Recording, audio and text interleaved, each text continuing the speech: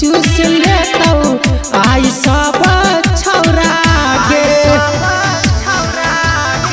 मान ले हमर बात छौरी सच कहै छियै हो गे। लेमन चूस जैसा चूस लेतौ आई सब छौरा गे। राइटर सन्नी सागर सरबन देह भारी ही कह देतौ। जनरेटर के धुआं ढोरी कारी ही कह देतौ। जनरेटर के धुआं ढोरी कारी ही कह देतौ। बच के रहिया गे।